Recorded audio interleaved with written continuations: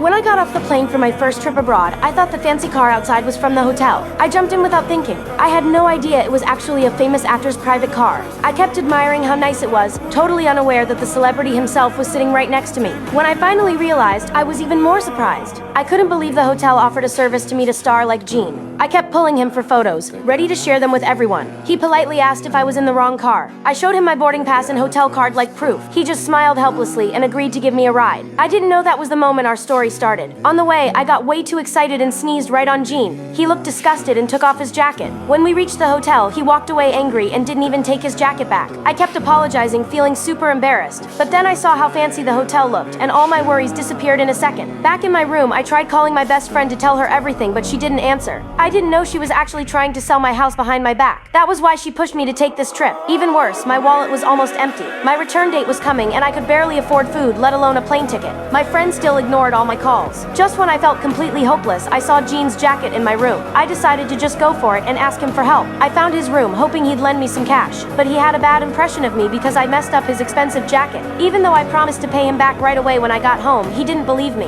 When I tried knocking again, he got more annoyed and just shut the door again. I felt completely crushed. I walked down the street with no idea what to do. Then, out of nowhere, Gene called me. He asked me to meet him at a cafe, then told me to get in his car and go somewhere with him. That made me super wary right away. But he said if I did what he asked, he'd lend me the money. I had no choice but to get in. What I didn't expect was he took me to a super expensive clothing store and bought me clothes. Then he took me to a fancy 5-star restaurant for dinner. I wasn't sure if this was a date or what, but seeing his handsome face, my heart totally sped up.